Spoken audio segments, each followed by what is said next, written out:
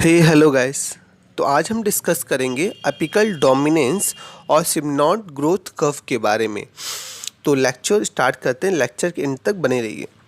तो apical dominance में होता है क्या आपका कि जब कोई एपिकल पार्ट मतलब सबसे ऊपर वाला पार्ट को हम बोलते हैं एपिकल बोलते हैं, और डोमिनेंस क्या होता है कि प्रोसेस होता है, एक फिनोमेना होता है जिसमें हम किसी चीज़ को दबा देते हैं, उसको ग्रो अच्छे से नहीं होने देते हैं, उस प्रोसेस को डोमिनेंस बोलते हैं।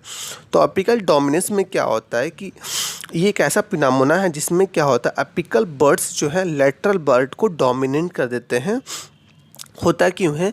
बिकॉज ये स्टेम के जो टिप है उसमें एजिन का प्रोडक्शन ज़्यादा होता है, जिसकी वजह से एपिकल बर्ड ग्रो करते हैं और लेटरल बर्ड अच्छे से ग्रो नहीं कर पाते हैं, बिकॉज सारा एजिन एपिकल बर्ड यूज़ कर लेता है।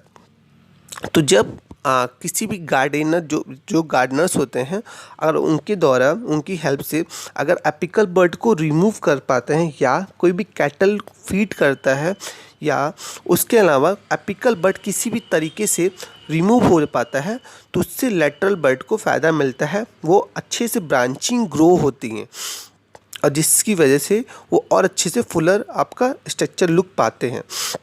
इस चीज़ को हम एक डायग्राम की हेल्प से समझते हैं। ये डायग्राम आपको बताएगा कि एपिकल बर्ड और लेटरल बर्ड होता क्या है। तो जब हमने एपिकल बर्ड को रिमूव कर दिया तो लेटरल बर्ड अच्छे से ग्रो कर दे रहा है अपना। तो होता क्या है, इस पूरे प्रोसेस में ये होता है कि एपिकल बर्ड्स को रिमूव करने के बाद लेटरल बर्ड जो है आपका वो ग्रो कर पाते हैं। रीज़न क्या है? बिकॉज एक्जीन प्रोडक्शन तो होता है, बट एपिकल पार्ट जो है वो अच्छे से यूज़ नहीं कर पाते, मतलब एपिकल बर्ड्स ना होने के कारण एपिकल पार्ट ना यूज़ कर पाते हैं। इसकी वजह से लेटरल बर्ड उसको यूज़ करके और फुलर बॉडी बनाते हैं, मतलब और फुलर पार्ट्स को जनरेट करते हैं। इसी वजह से जब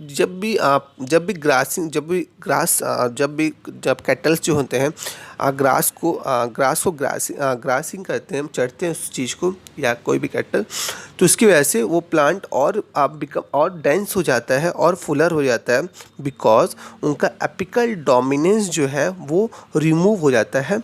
और एपिकल डोमिनेंस रिमूव होने की वजह से वो जो एजीन प्रोडक्शन टिप में हो रहा था वो पूरी लेटरल पार्ट में डिस्ट्रीब्यूट होने के कारण वो अच्छे से डेवलप कर पाते हैं।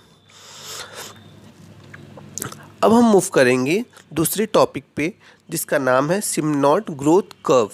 सिम्नॉड वर्ड आया कहाँ से? जब हमने ग्रोथ को डेमोन्स्ट्रेट किया ग्राफ पेपर पे, तो हमने ये पाया ग्रोथ जो है एस शेप दिखा रहा है। हमने एस शेप से सिम्नॉड वर्ड आया। और ये ग्रोथ मीन्स होता क्या है कि जब प्लांट बढ़ता है, और कर्व मीन्स क्या होता है? एक तरह ग्राफ, जो एक ग्राफ पेपर पे हमने जब मैथमेटिकली कैलकुलेट किया। तो सिम्नॉड ग्रोथ कर्व क्या है? ये इसमें ये बताया गया है, सबसे पहले जब प्लांट का ग्रोथ होता है तो इनिशियल स्टेज में प्लांट का ग्रोथ जो होता है बहुत धीरे होता है, फिर धीरे धीरे वो बहुत फास्ट हो जाता है और मैक्सिमम लेवल तक पहुंच जाता है। फिर लास्ट में मैक्सिमम लेवल पहुंचने के बाद वो फिर से पहले स्टेज की तरह स्लो हो जाता है और स्टॉप हो जाता है।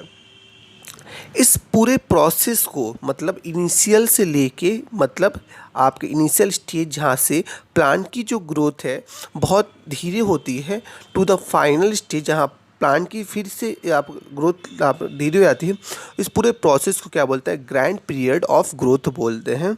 ग्रैंड पीरियड, इसको हम चार्ट की हेल्प से समझते हैं। चार्ट रिप्रेजेंट करता हूँ।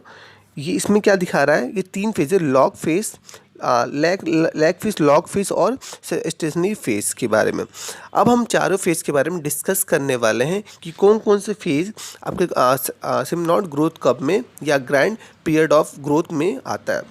तो सबसे पहले जो आपका जो फेज आता है उसको बोलते हैं लैग फेज। लैग फेज क्या होता है? सबसे पहला फेज होता है प्लांट की ग्रोथ में जो बहुत धीरे होता है, बहुत स्लो होता है इस प्रोसेस के अंदर। तो lag phase is a slow process. दूसरा जो आता है उसको बोलते हैं लॉग फेज। लॉग फेज क्या होता है? इसमें जो प्लांट की जो ग्रोथ होती है बहुत तेज़ होती है, हाई होती है। तो log phase is the phase having the high growth. Decline phase इस फेज़ को बोलते हैं जिसमें प्लांट की जो ग्रोथ है बहुत धीरे हो जाती है, वेरी स्लो हो जाती है। ऐसे फेज़ को डिक्लाइन फेज़ बोलते हैं। और लास्ट में आता है फोर्थ फेज़ जिसको बोलते हैं स्टडी फेज़। ये ऐसा फेज़ होता है जिसमें प्लांट की ग्रोथ ऑलमोस्ट या फाइनली स्टॉप हो जाता है और वो आगे आपका ग्रोथ नहीं कर पाता है। तो हमने डिस्कस किया सिमनॉट ग्रोथ कर्व के बारे में। तो सिमनॉट ग्रोथ कर्व क्या है? एक तरह का डाटा है, मैथमेटिकल डाटा है, जिसकी हेल्प से हम ग्रोथ को डिटरमाइन कर पाते हैं पेपर पे कि स्टार्टिंग से लेके एंडिंग तक प्लांट में ग्रोथ किस टाइप का डोनेट कर रहा है, और उस पूरे प्रोसेस को हम एक ग्राफ की हेल्प से समझ पाते हैं। और जब हम ग्राफ पे इस चीज़ को रिप्रेजेंट करते हैं, मतलब स्टार्टिंग में स्लो, फास्ट, स्लो और स्टॉप, इस पूरे 4 फेज़ को जब हम डोनेट करते हैं तो हमने ये पाया कि इस पूरे 4 फेज़ में जो ग्राफ बन रहा है, मतलब जो कर्व बन रहा है, वो एस शेप का कर्व बन रहा है। और इसी एस शेप के कर्व से नाम आया सिमनॉट ग्रोथ कर्व आया। तो और इसके एक नाम से और बोलते हैं, उसको क्या बोलते हैं? ग्रैंड पीरियड कर्व भी बोलते हैं। बिकॉज इसमें ग्रैंड इसलिए बोलते हैं बिकॉज ये प्रोसेस लेंदी प्रोसेस है, बड़ा प्रोसेस में क्या हुआ, डिफरेंट 4 स्टेज का इन्वॉल्वमेंट होता है, स्लो टू लेके इन कंप्लीट तक, इसीलिए इसको ये बोलते हैं। कुछ प्रॉब्लम हुआ तो आप कमेंट बॉक्स में मुझसे डिस्कस करते हैं। Thank you.